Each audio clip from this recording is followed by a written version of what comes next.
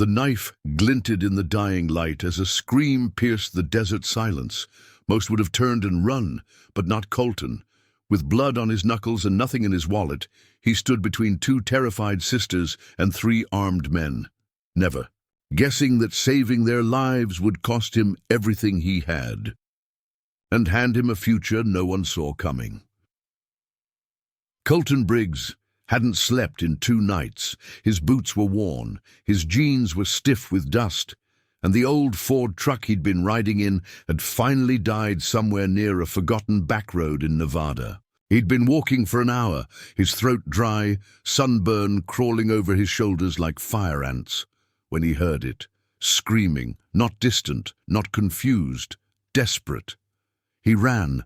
His feet thundered against the cracked ground as the dirt road gave way to an abandoned gas station half swallowed by time. Broken windows, empty fuel pumps, and behind it a rusted chain-link fence shaking under the force of a struggle.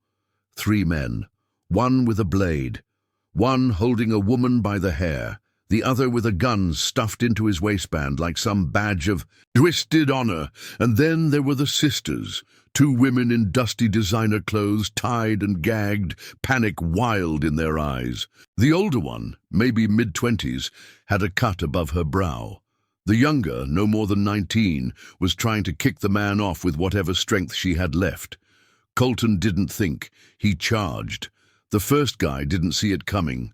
Colton slammed into him like a freight train, throwing his shoulder forward and knocking the wind out of him. The blade clattered. The gun came out, but not in time. Colton spun, caught the second man with a punch so hard it split his knuckles. The last one tried to run. Colton didn't let him. By the time it was over, blood was smeared across Colton's jaw. His hands were shaking, and the 2 women were huddled behind him like children hiding from a nightmare. "You okay?" he rasped, panting hard. The older sister stared at him, her voice cracked. "Who are you?" He blinked. "Just a guy." The girls didn't speak much as Colton cut their zip ties with the same knife he'd kicked away minutes earlier. His hands trembled, not from fear, but from the weight of what almost happened. He could still hear their muffled sobs, their gasps for air, like echoes burned into his skin.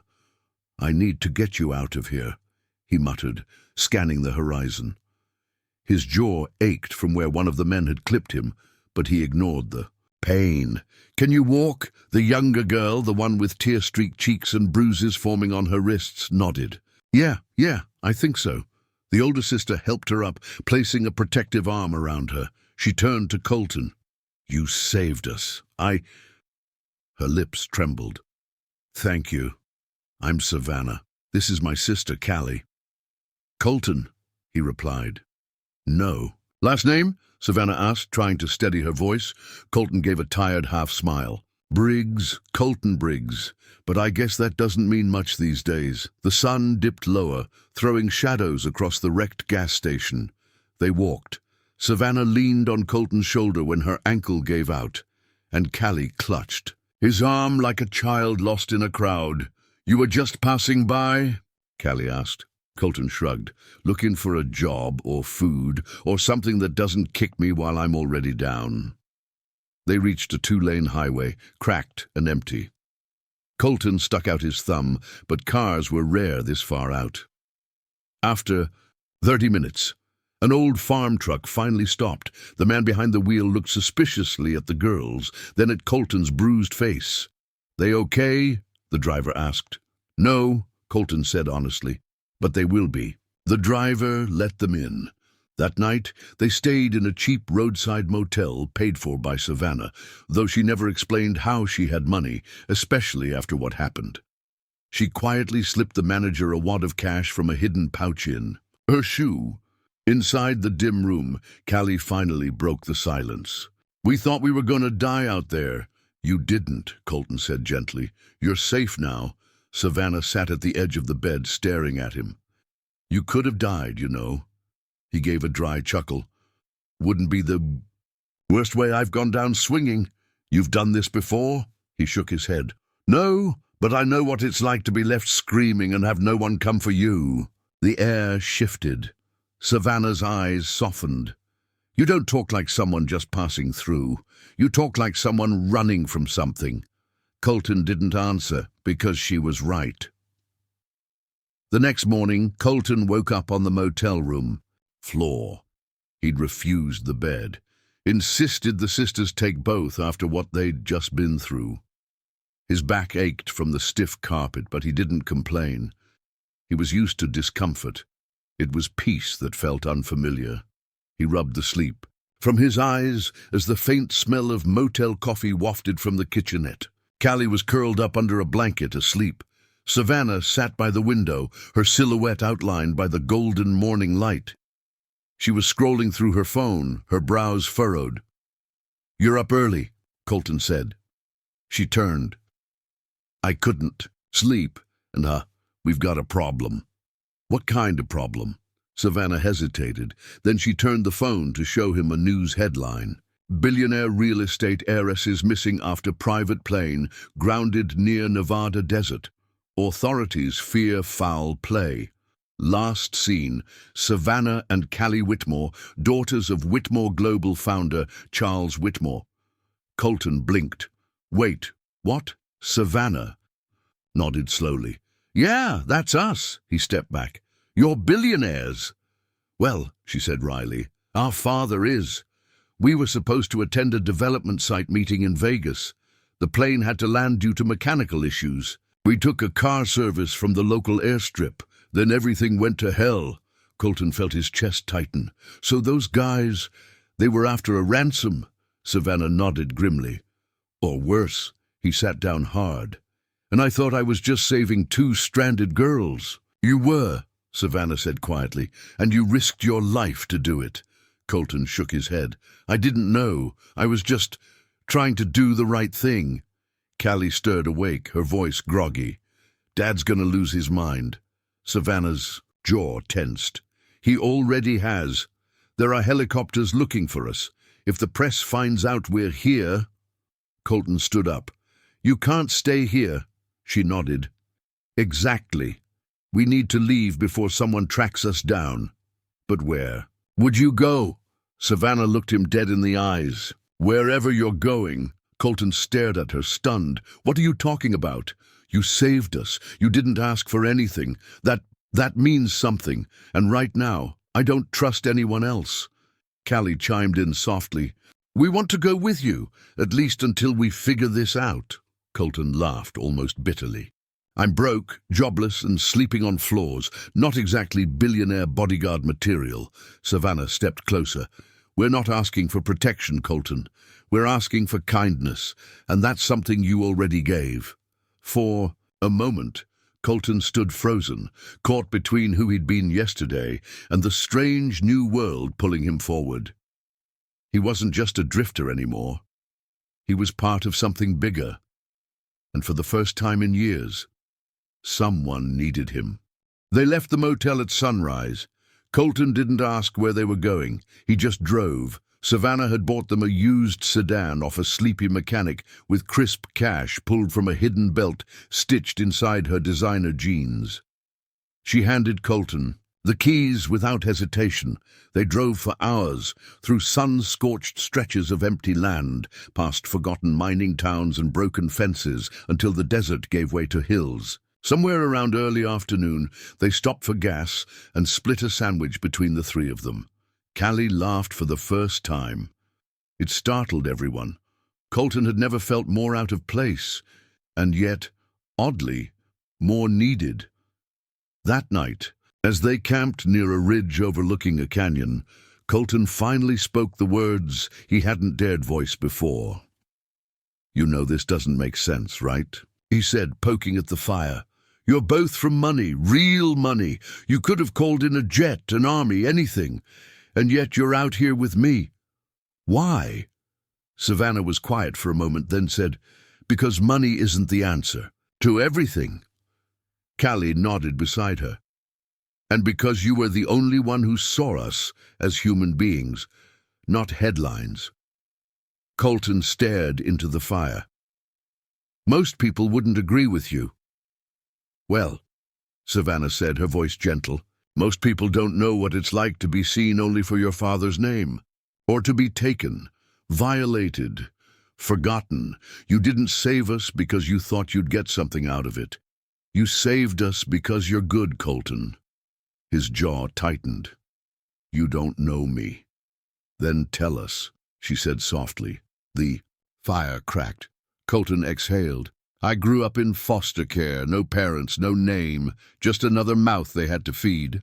Bounced between homes like a bag of dirty laundry. I learned early, nobody's coming to save you. You save yourself, or you drown. Silence followed. Then Savannah whispered, That's why you didn't hesitate. Colton nodded. I've seen people scream for help and be ignored. I couldn't be that guy. Not again. There was a shift in the air. It wasn't romance, not yet. But it was closeness, real closeness, the kind that scars and binds. Suddenly, headlights glared in the distance. A black SUV rolled up the dirt trail, slowing near their fire. Someone followed us, Callie said, panicking. Get down, Colton ordered. Savannah pulled Callie behind a rock while Colton crouched low, watching. The SUV stopped. Two men, in suits, got out, flashlights cutting across the terrain. One of them called out, Savannah Whitmore, Callie Whitmore, we're here from your father's security team. Savannah stood up slowly, her face hard to read. We didn't call you, she said flatly. We were dispatched by Mr. Whitmore. We've been tracking your phone. Please come with us immediately. Colton stepped forward, defensive. There, not going anywhere unless they say so. The older agent looked Colton up and down, sneering. And who the hell are you? I'm the guy who kept them alive when you didn't. The man's jaw flexed. Not your place anymore, cowboy. Savannah stepped between them. He is with us. If he goes, we go. If he doesn't, we don't. The agent hesitated, then made a call on his radio. The message was brief. The Whitmore girls want the drifter to come. Over. A pause. Then, a reply. Copy that. Bring him. Colton had never ridden in a vehicle so quiet. The SUV's cabin was wrapped in smooth leather, and the air smelled like cedar and power. But inside, his chest tightened. With every mile they drove closer to a life he didn't belong in. Callie leaned her head against the window, eyes puffy but thoughtful. Savannah sat stiffly beside him, her posture regal even in the exhaustion of survival. She hadn't said a word since they left the canyon, and Colton could feel the tension rising like a tide beneath her skin. The compound came into view like something out of a dream, if dreams were carved from white marble and security. Cameras. The Whitmore estate wasn't just a home. It was a fortress, a statement, an empire. As they passed through the massive gates, Colton whispered, This is where you live? Callie snorted. Not really. It's where we survive. Dozens of staff rushed to greet them when the SUV pulled in. Medics, aides, even a woman in a white coat who looked like a personal physician. Colton stepped back, unsure of his place, but Savannah grabbed his arm. Stay close, she said. Her grip was firm, grounding. Minutes later, a tall man in a charcoal suit descended the grand staircase inside the house like a judge walking to the bench. His face was hard, lips pressed into a frown, eyes cold and assessing. Charles Whitmore, their father. He hugged both girls, but not with softness, with urgency, like checking valuables that had been nearly stolen.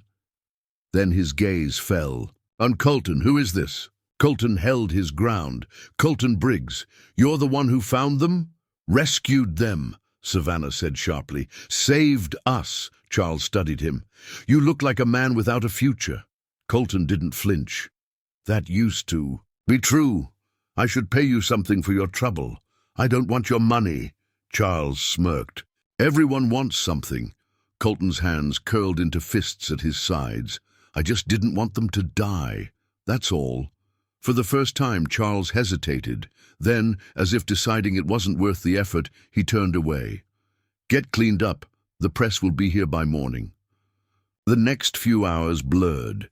Security briefings, sanitized statements. Charles's team offered to fly Colton anywhere he wanted to go. But it didn't feel like a gesture. It felt like an eviction. I think it's time for me to go, Colton told Savannah quietly as they stood in a hallway lined with oil paintings and silent judgment. Her face darkened. You can't. I don't belong here. You belong with us. Callie appeared behind them, still wearing the same hoodie from the desert. Dad's planning to spin the story. Make it look like he orchestrated the rescue. He's telling people the security team arrived just in time. Colton looked between them. That's what rich people do. They control the story. Savannah's voice was sharp now. But this is my story, and I'm not letting him write you out of it. Suddenly the sound of shouting echoed from the parlor. Savannah! Charles's voice rang through the marble corridors. We need to talk, now! They followed the sound to find Charles in a room full of reporters and flashing cameras. He was standing next to a large screen showing surveillance. Footage from the gas station. It showed Colton punching the attackers, pulling the sisters to safety. You leaked it, he hissed at Savannah, fury on his face. I shared the truth, she replied. The world deserves to know who saved us.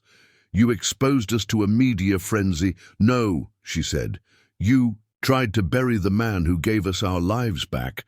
Colton watched it unfold like a dream. His fists were still bruised, his boots still torn, but now his name was on the lips of news anchors across the country. The drifter hero, they called him. A few days later, an unexpected knock came at the guest room door they'd given him. It was Charles. I misjudged you, the older man said. You don't want anything from us. That's rare. Colton shrugged. I just do what I think is right. Charles stared at him a moment, then, Savannah wants to make you head of security. She's expanding the company's outreach division. She says she wants people who understand survival. You interested? Colton blinked. Are you serious? As a heart attack, he hesitated, then nodded. Yeah, I think I am.